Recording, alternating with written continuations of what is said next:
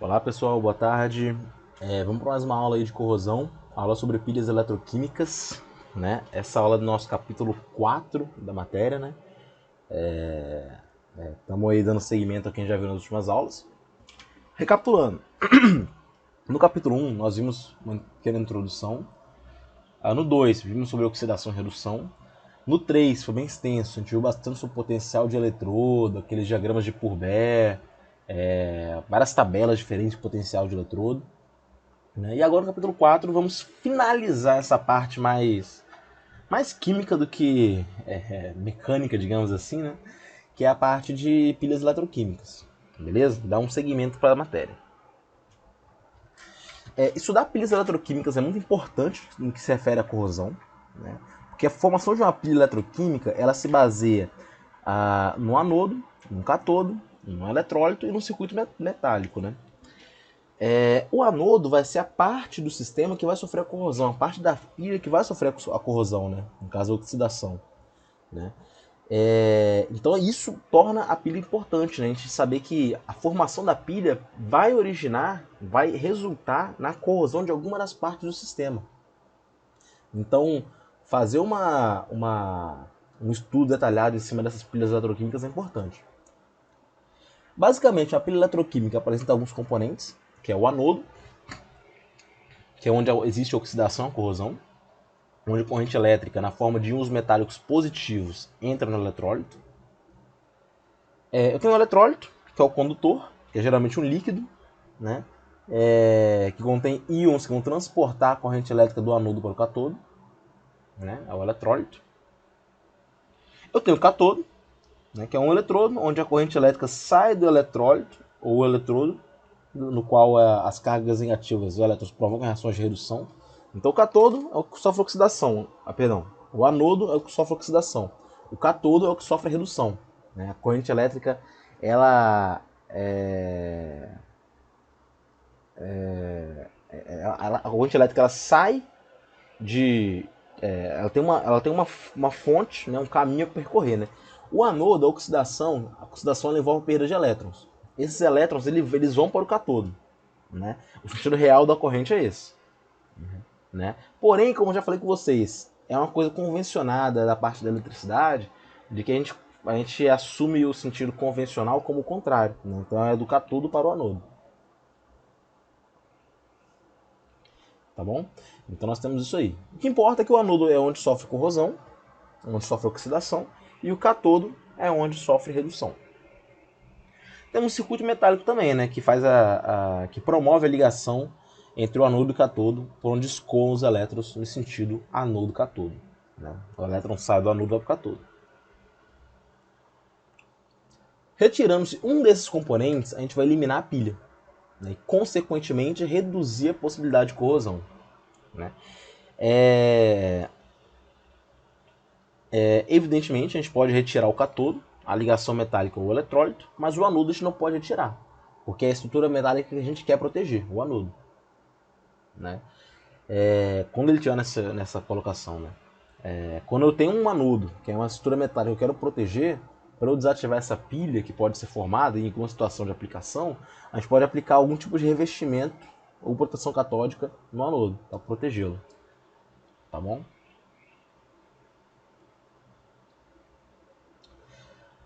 Aqui a gente tem um esquema da pilha eletroquímica, né? Tem o anodo. Né? Aqui está bem claro a questão do movimento dos elétrons que eu queria destacar, né? Que na prática, na realidade, os elétrons saem do anodo e vão para o catodo. O anodo está oxidando, ele está perdendo elétrons. O catodo está sofrendo redução, ele está ganhando elétrons. Né?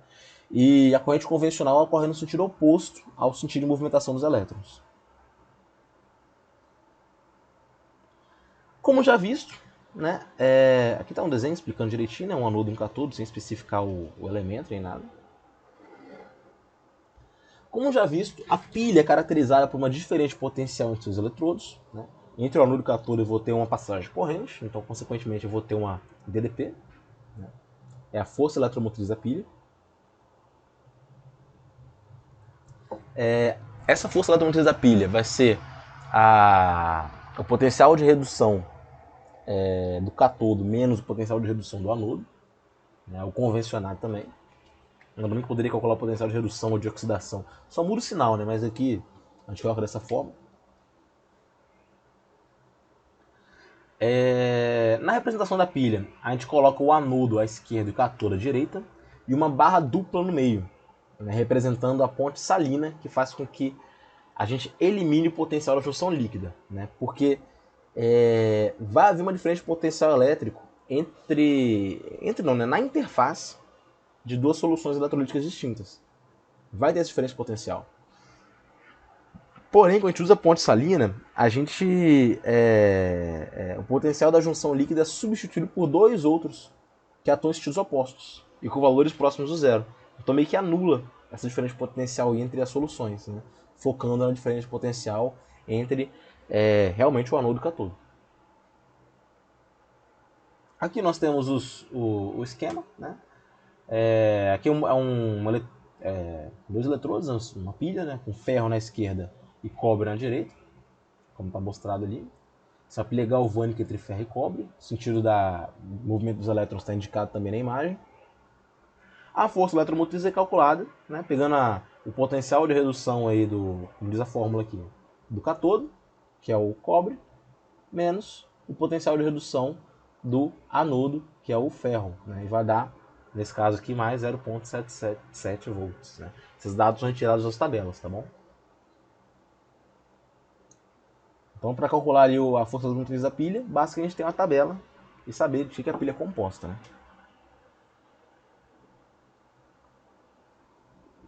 Agora, voltando à equação de Nernst. Né?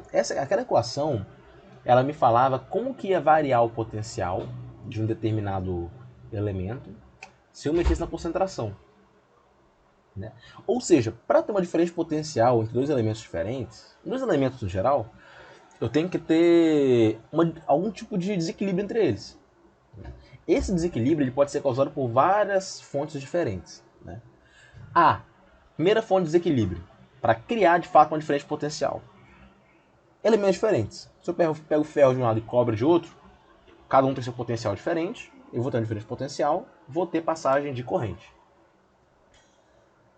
B, eu posso ter dois eletrodos na mesma substância, os dois eletrodos de ferro, por exemplo. Mas aí uma tem solução que está contendo uma concentração maior de alguma substância e outra tem uma concentração menor. Essa diferença de concentração, que aqui a gente pode até falar como atividade,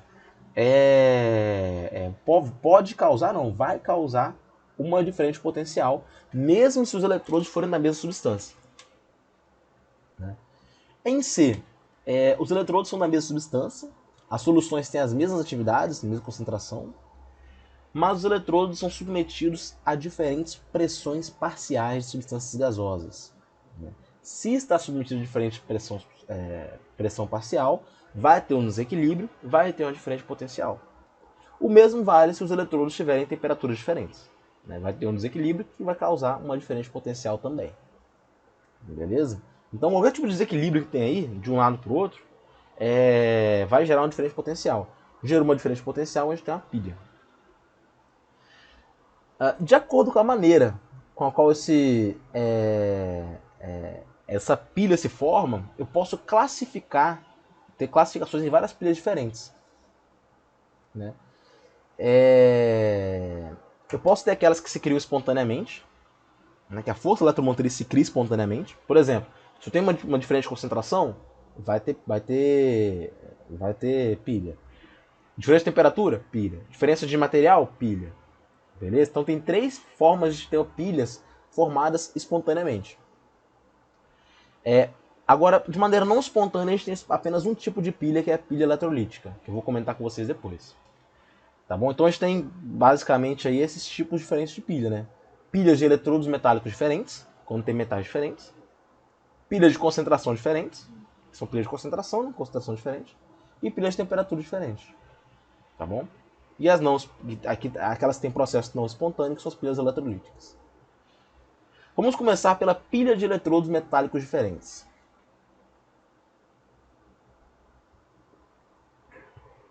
Esse tipo de pilha ocorre quando dois metais ou ligas diferentes estão em contato e imersos no mesmo eletrólito. É a pilha galvânica a mais comum. Tem dois metais diferentes que estão em contato, imersos no mesmo eletrólito. Por observações anteriores, a gente sabe que o metal mais ativo na tabela de potencial de eletrodo é a que funciona como anodo da pilha, né? Ou seja, vai ceder elétrons, né? E vai ser corroído, obviamente. Então aqui a gente tem um exemplo muito claro. Corrosão galvânica em tubo de aço carbono no contato com válvula de latão. Né? Então olha só, olha o rombo que ficou aqui na estrutura. Né? Vamos ver o que aconteceu. Né? Se a gente tem uma tubulação de aço carbono e ligar uma válvula de latão, né, que é a liga de cobre e zinco, em presença de eletrólitos, a gente vai ter uma corrosão mais acentuada próximo do contato aço carbono latão, corroendo-se preferencialmente o tubo de aço, né? Porque ele vai funcionar como anodo da pilha formada por esse sistema, né? Então, entre o aço carbono e o latão, o aço carbono vai ser o anodo, né? O aço vai ser o anodo, o tubo de aço vai ser o anodo. Então ele vai corroer, vai oxidar de fato. Como o aço ocupa uma posição mais elevada que o latão nas tabelas de eletrodo padrão, a gente sabe que é o aço que vai ser o anodo, né? Ele vai corroer.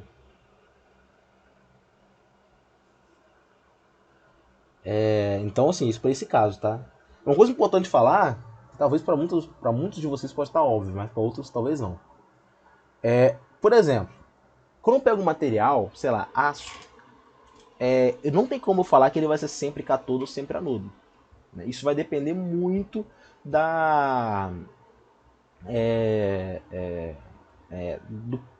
de que tipo de pilha ele está conectado. Por exemplo, ferro e zinco é uma pilha galvânica e o ferro é catodo. Quem corrói é o zinco. Porém, é uma pilha de ferro e cobre, o ferro é o anodo, então o ferro vai corroer. Beleza? Isso tudo é dado por aquelas tabelas da aula passada. Por isso que a aula passada teve quase 2 horas de duração, que era muito importante. Mas nesse caso aqui o ferro ele pode ser tanto anodo quanto catodo, depende do material que ele está se juntando. Tá bom? Então não tem nada absoluto. Por exemplo, cobre é sempre anodo. Não, não existe isso. Depende do par que está sendo formado, do par galvânico. Novamente, o metal que funciona como catodo, ele fica protegido, ele não sofre corrosão. Né? É por isso que quando a gente fala de proteção catódica, o que é proteção catódica? Às vezes eu tenho um aço, né, ou uma liga de ferro, uma liga de aço qualquer, e eu uso magnésio, alumínio ou zinco para proteger o ferro. O que esses materiais vão fazer? Esses materiais eles estão acima do ferro na tabela. Então eles vão corroer preferencialmente o ferro. O ferro vai ser o catodo, o zinco vai ser o anodo. Então o zinco vai corroer em vez do ferro. Se eu não colocar esses materiais auxiliares lá, o ferro vai acabar corroendo. Então é o que a gente chama de proteção catódica. A gente faz com que o material que a gente quer proteger se torne catodo. Né? E o material que eu estou usando para proteção é o anodo de sacrifício. Né? Isso é muito utilizado em cascos de navio, tanques de armazenamento de petróleo, tanques de navios, né, que tem contato com água salgada, estacas de plataformas marítimas, enfim, tem várias aplicações. Outra coisa muito importante, quando a gente vai ligar dois materiais metálicos diferentes, a gente tem que fazer uma consulta à tabela de potenciais de eletrodo padrão, ou tabela prática. A gente tem que consultar para saber se a corrosão é provável de acontecer. Né? Tem que prever se é possível ocorrência de corrosão, né? Caso tenha um meio adequado para tal. Então essas tabelas têm que ser consultadas, tá bom? Para observar ó, que a pessoa que fez isso aqui botou a válvula e não pensou, pô, uma válvula de latão com uma tubulação de aço vai talvez dê problema. Mas nesse caso aqui deu. Né? Beleza? Então são alguns pontos que a gente tem que se preocupar quando a gente fala de corrosão galvânica. Da pilha galvânica, na verdade. Né? Aqui estamos falando de pilhas ainda, depois a gente vai falar dos tipos de corrosão mais calmamente. Agora vamos para a pilha ativa passiva.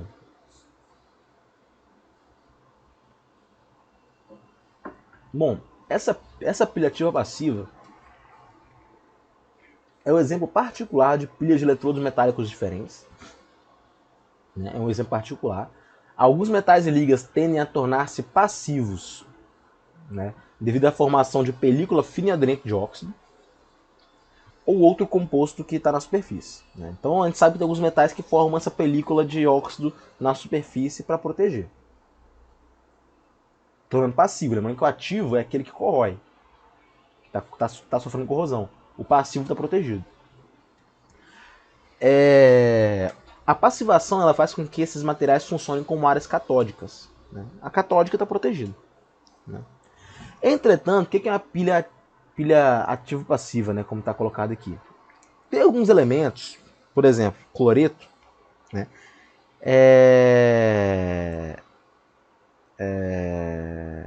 eles vão atrapalhar essa passivação, né? Acho que aqui está atrapalhar ou destruir, né? Como está escrito aqui, né? Eles destroem essa passivação ou impedem sua formação. Né? O que acontece? Os íons de cloreto eles penetram através de poros ou falhas na rede cristalina da película passivadora, né? Ou se dispersam sob forma de um coloide ali, né? Dispersam a película, né? Aumentando a permeabilidade. Né? Ou seja, é como se criasse buracos nessa película. Né? Ficasse criando buracos na película. E aí o que acontece? A película que era para proteger o material inteiro, ele vai ter pequenos pontos onde ele não está protegido. E a corrosão vai acontecer localizadamente naqueles pontos. É por isso que ocorre ataque a ácidos inoxidáveis quando está em algum meio que tem cloreto. E também acontece com o brometo e iodeto, né? Eles também fazem essa função que o cloreto está fazendo. Né? Então o que acontece? Eu vou ter um pequeno ponto de material ativo circundado por grandes áreas de material passivado. Ou seja, eu vou ter pequenos anodos perto de grandes catodos. Né? Essa é a pilha resultante, que é a que a gente chama de pilha ativa passiva. Né? Vai criar uma diferença potencial entre o anodo e o catodo, vai acontecer a corrosão preferencial daqueles pontos onde o cloreto perfurou a camada, ou destruiu a camada passivadora. Né? Essa destruição na passividade ela também pode acontecer por outros motivos, por exemplo, riscos em camadas de óxidos, né? Expondo a superfície metálica ativa que funcionaria como anodo. Então é um caso que acontece de corrosão em tubos rosqueados, onde se observa ataque mais acentuado na parte rosqueada, né, a parte onde eu quebrei a camada passivadora. Aqui no livro tinha até um exemplo que eu botei aqui na apresentação que eu achei bem interessante. Né? Ele pega uma placa de aço inoxidável 304, passivado, ou seja, tem uma camada de óxido por cima, óxido de cromo. O cara vai e risca essa placa, faz um X nela, X da Xuxa, até atingir a superfície inferior não passivada, ou seja, ele quebra o X, ele quebra o óxido em formato de X. Em seguida ele adiciona sobre a área riscada uma solução de sulfato de cobre e deixa por alguns minutos. Ele lava com água, e percebe que onde ele colocou o cobre ficou vermelho, onde estava marcado o X, mas só naquela área riscada. Por quê? Quando ele riscou, ele removeu a camada passivadora. Né? Por ação mecânica, ao riscar a placa, ele retira a película passivante. Né? Expondo a superfície não passivada, né? Fazendo com que aquela área esteja no estado ativo. Ou seja, aquela área riscada que está em X, ela vai ser o anodo. E toda a região em volta vai ser o catodo. Então vai acontecer a corrosão preferencial daquela área que está riscada. Né? Que fica até vermelhada, como mostrado aí. Então essa é a pilha ativa passiva. São pequenas áreas anódicas circuladas por grandes áreas catódicas. Tá bom? Pilha de ação local. É outro exemplo particular de pilhas de eletrodos metálicos diferentes. Né? Um ótimo exemplo disso é do zinco. Né? O zinco de alta pureza ele resiste mais à ação do ácido sulfúrico do que o zinco comercial. Por que isso? Né? Porque o zinco comercial ele tem muitas impurezas. Essas impurezas elas vão como que a gente pode dizer? né? Essas impurezas vão funcionar como se fossem pontos, pequenos pontos de cátodo, né? E toda a área do zinco vira uma área anódica, de uma vez só. Então, quando eu jogo ácido naquela região, eu vou ter, ao contrário, pequenas áreas catódicas e muitas áreas anódicas. Então, a corrosão vai ser uniforme sobre toda a superfície do zinco comercial, né? Mas se a gente observar sob uma lente de aumento, a gente vai ver que tem alguns pontos catódicos, né? A gente fala aqui de desprendimento de hidrogênio gasoso, isso é algo característico, uma reação característica do cátodo. Tá bom? Então essas impurezas que podem estar no zinco, como ferro, carbono, cobre, né, vão funcionar como microcatodos, de maneira que o zinco inteiro vire o anodo, né? Então a gente pode até colocar essa imagem aqui para mostrar como é que acontece, né? Essas impurezas, elas vão secar todos, as impurezas vão estar protegidas e o próprio zinco vai ser o anodo, vai ser totalmente corroído. Beleza? A gente pode detectar o que é cátodo através da saída de bolhas de H2, bolhas de hidrogênio, bolha de gás de hidrogênio, né? Então a gente vê que através desses microcatodos vão ser liberadas bolhas, né? Da própria reação, como está mostrado aqui, né? O H+, né, do ácido, ele vai se reunir com esses elétrons que saem do zinco e vai liberar H2. Isso acontece sempre no cátodo, gente. Quando a gente fala de desprendimento de hidrogênio, é no cátodo.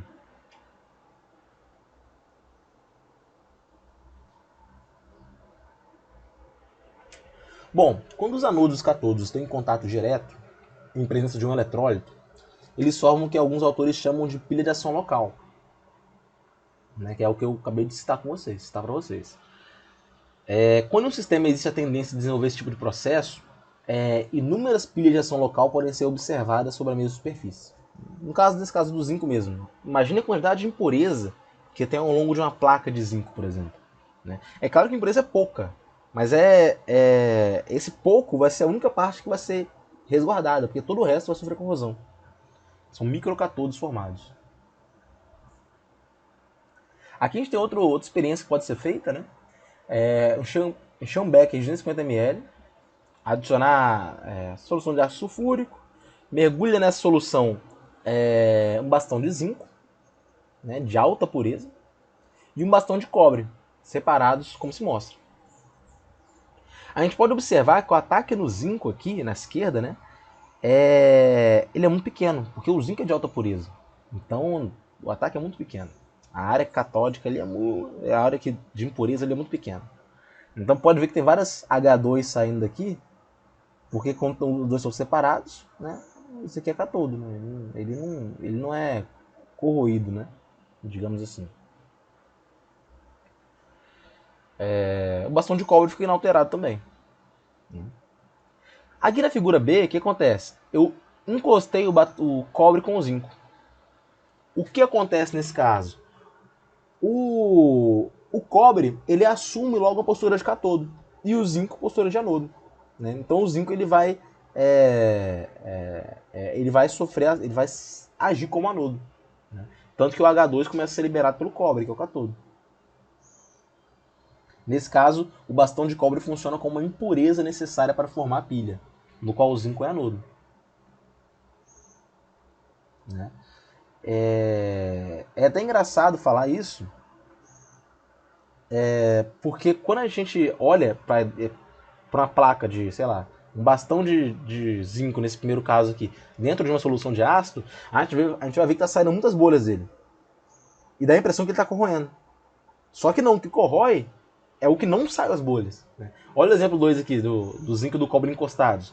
O cobre, você vai olhar para o cobre, ele vai estar borbulhando praticamente, saindo várias bolhas de hidrogênio dele. Ao passo que o zinco ele vai estar sofrendo a corrosão de fato. Tá bom?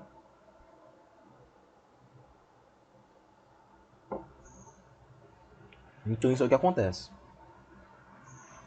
Seria até legal fazer as experiências, né? Mas, enfim.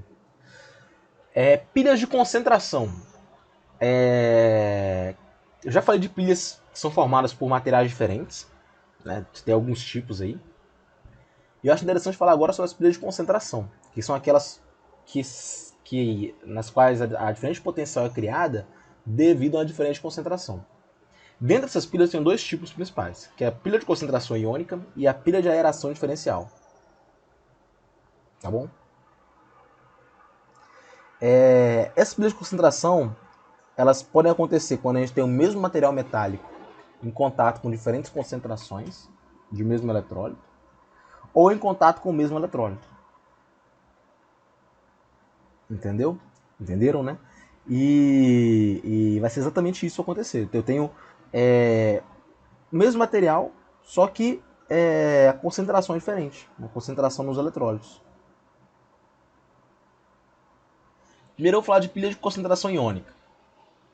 É a pilha formada por material metálico de mesma natureza em contato com soluções de diferentes concentrações. Pode ser a mesma solução, só que a concentração é diferente.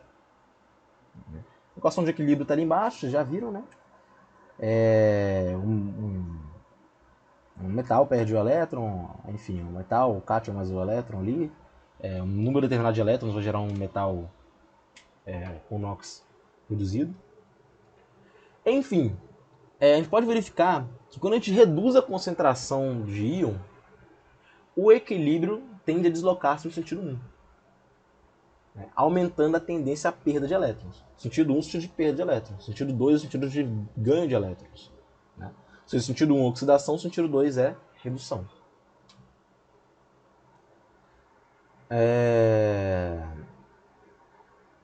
Então, nesse caso, quando a gente diminui a concentração dos íons, né, o equilíbrio tende a deslocar-se no sentido 1, aumentando a tendência a perder elétrons.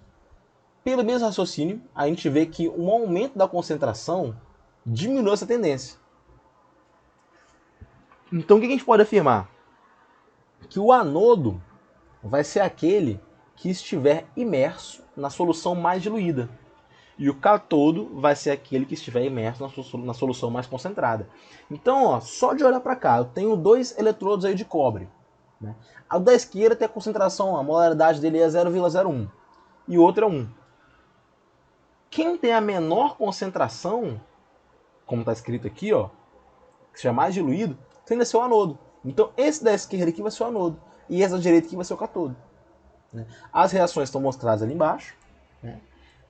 Esses cálculos foram realizados aí, foram todos baseados na equação de Nernst, né?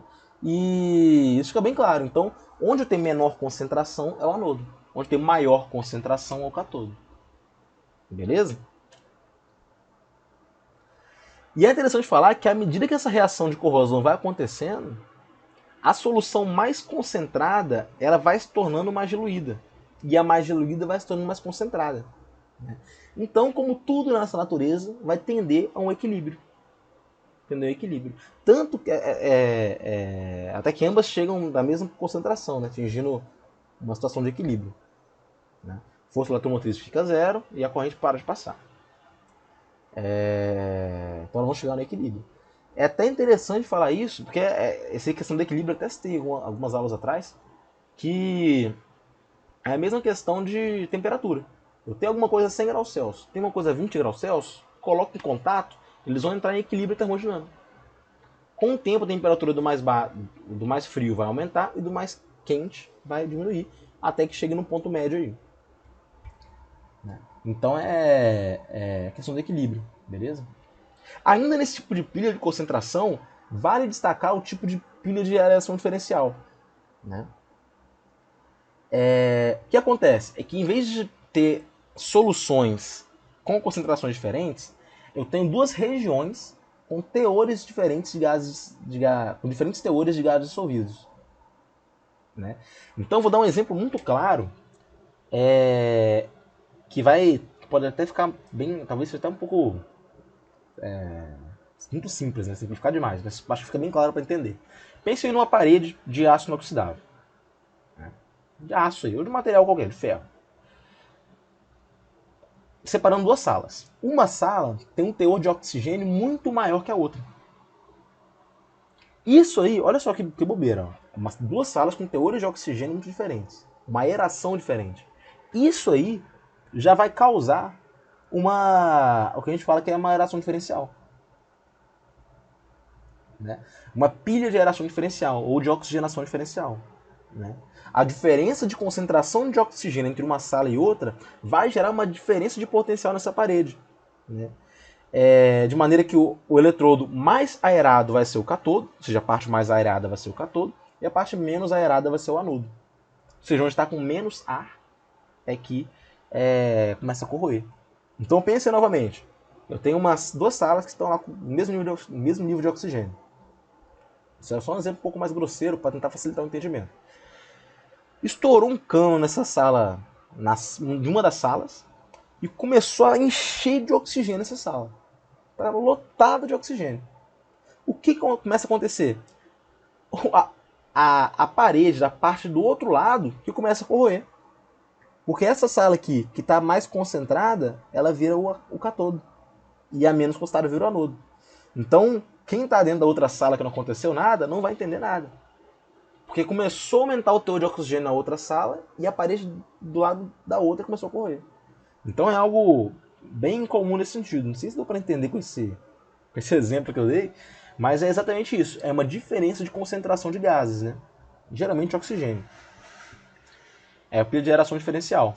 Aqui eu tenho um exemplo com dois eletrodos de platina, dois eletrodos inertes, né? Que não é um exemplo muito bom, né? Que o ideal seria com eletrodos ativos, mas um anodo e um cátodo, né? O anodo onde tem menos oxigênio, o cátodo onde tem mais oxigênio.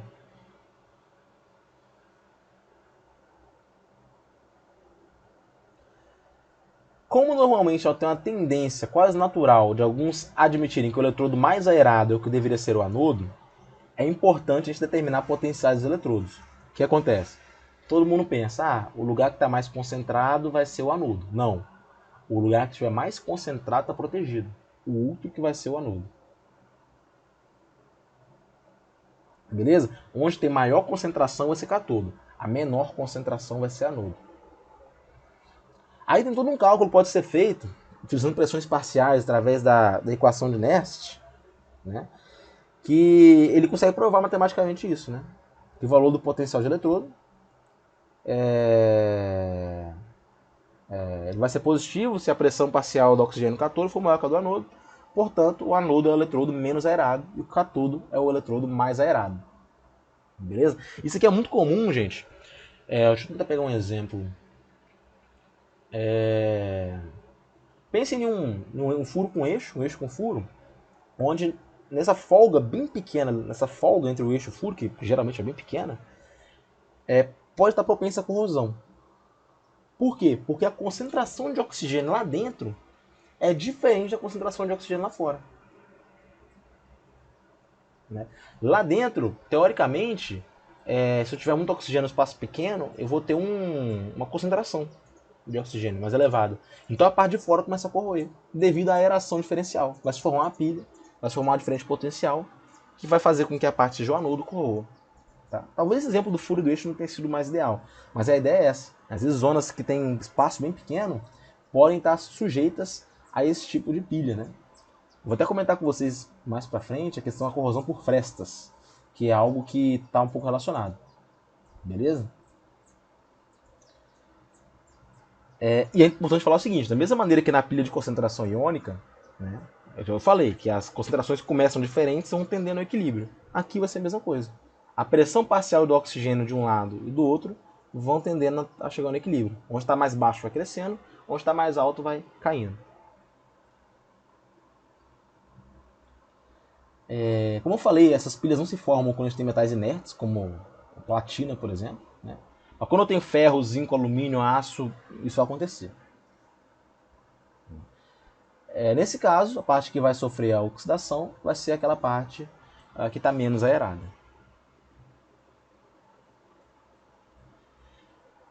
Eu também tenho pilhas de temperaturas diferentes.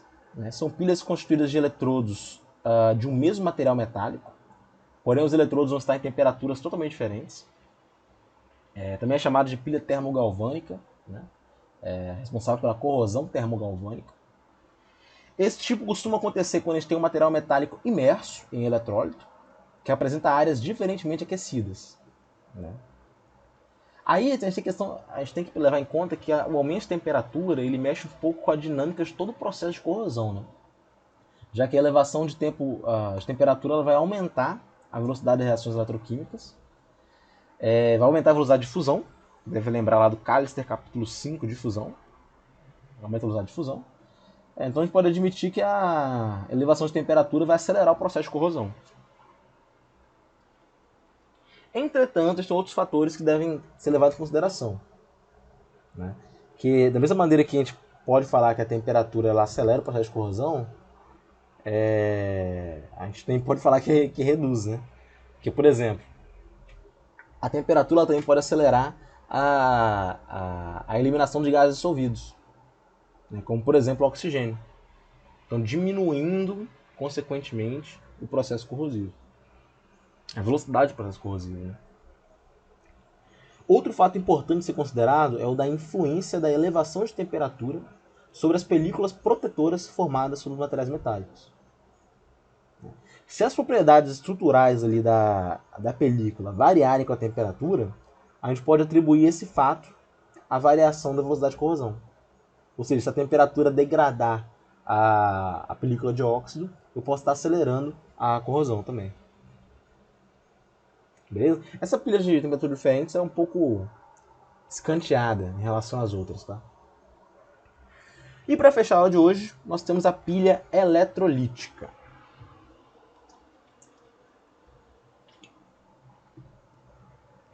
Todas as pilhas que eu falei anteriormente com vocês são pilhas que são formadas espontaneamente. Como foi mostrado naquele experimento. Se eu encostar o bastão de cobre no de zinco, não vai acontecer. A pilha vai ser formada, vai começar a transferir de elétron, vai ter um DDP, vai ter corrosão, vai acontecer.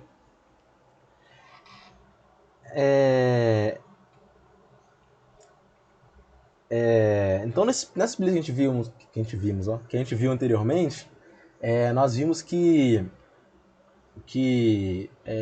aquelas pilhas anteriores são pilhas que acontecem espontaneamente, um processo espontâneo. Né? Mas pode ocorrer também um processo não espontâneo. Né? Esse processo ele requer uma fonte de energia externa. Né? Ou seja, para gerar uma diferença potencial, eu preciso de uma fonte de energia externa. Né? E isso aí, para eu produzir esse efeito, eu nem preciso de ter nenhum requisito em relação ao material. Né? Não preciso ser o mesmo material, um material diferente, concentração diferente, não. Eu apliquei essa energia externa, eu consigo induzir um processo de corrosão. Um processo de formação de uma pilha, na verdade. Né? Então a gente tem três equações ali do processo espontâneo. Né? A mais B trocam elétrons ali. O A ele se torna, ele dá elétrons, né? O B ele recebe elétrons. E o processo não espontâneo, né, é a decomposição da substância por corrente elétrica. Então eu pegar aquela substância que eu obtive lá no processo espontâneo, aplicar uma corrente e fazer com que ela volte ao que era antes. Né? Aplicar uma corrente elétrica ali. Isso pode ser feito por alguma fonte, uma bateria. Né? Então como se fosse o caminho inverso. Né? Em questão de equação, como vocês podem olhar aí.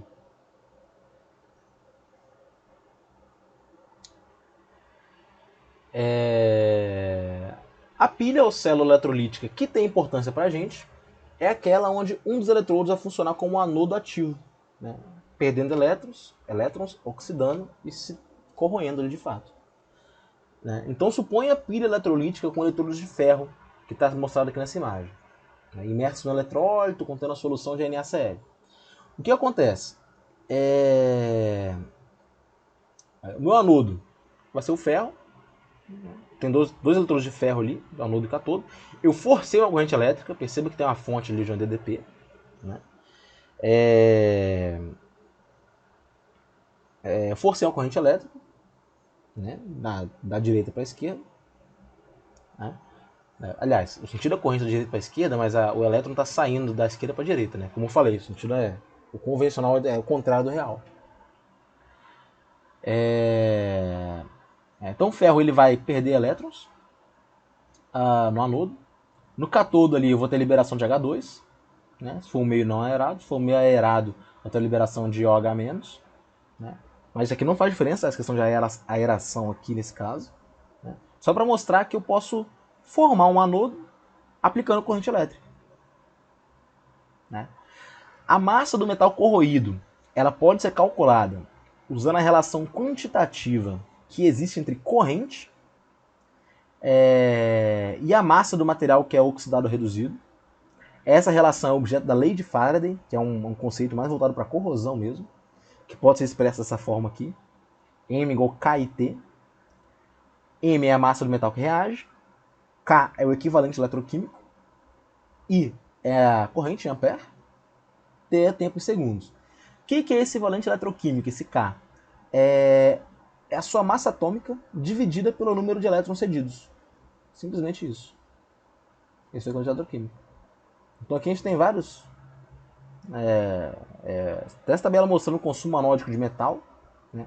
Aqui, nessa coluna que é a reação anódica, era para ter a setinha aqui, que não está tendo aqui, né? Acho que na versão que eu peguei do livro aqui no computador não apareceu. Mas aqui fica bem claro, né, que eu tenho a massa aqui. A massa perdida. Eu sei que o cobre perde bastante. Massa no consumo anódico. Chumbo perde muito. Ferro também. E por aí vai. Considerações importantes sobre esse tipo de corrosão. Nesse tipo de corrosão eletrolítica, né, que é induzido por uma corrente, uma fonte de energia externa, o anodo ele é rapidamente oxidado, né, sofrendo um processo de corrosão muito acentuado e rápido. No caso de processo não espontâneo, a gente pode variar o posicionamento dos eletrodos, pois o mesmo vai depender somente da aplicação de energia externa. Então, assim, dependendo de como é que eu aplico essa energia, o sentido dessa corrente que eu estou provocando ali, eu posso mudar a posição de anodo e cátodo. O cátodo fica protegido, né? Essa proteção ela não é feita pelo consumo do anodo. Isso é bem importante destacar. O que acontece? O cátodo ele fica protegido. Se o meu anodo for um anodo inerte, ele não vai corroer. Né? Então a proteção ela não é feita através do consumo do anodo. Ela é feita devido à aplicação de energia, que é a corrente, né? Essa energia externa. Né? Se eu usar um anodo inerte, como no caso de platina, eu vou estar só completando o circuito eletroquímico. Essa conclusão ela explica o mecanismo de proteção catódica por corrente impressa. O que é esse mecanismo? Eu aplicar a corrente no meu circuito, né? Eu crio um cátodo, só que o meu anodo ele vai ser corroído, vai ser um anodo inerte. Né? Anodo inerte, posso usar grafite, posso usar platina, ferro-silício, titânio platinizado. Né? E isso é muito usado para proteger oleoduto, gasoduto, etc. Então é outro tipo de proteção catódica. Tá bom? Isso é permitido quando eu tenho uma pilha eletrolítica, ou seja, aquela pilha onde a reação ela não acontece espontaneamente, ela acontece devido à aplicação de uma fonte externa de energia, ou uma corrente elétrica. Ou não, né? Entre aspas, uma corrente elétrica. Aqui tem um trecho de um gasoduto com perfurações devido à corrente de fuga. Né? Essa corrente vai gerar pilha, vai gerar DDP responsável pelo processo de corrosão. E ali um trecho de um cabo telefônico atingido por uma corrente de fuga também.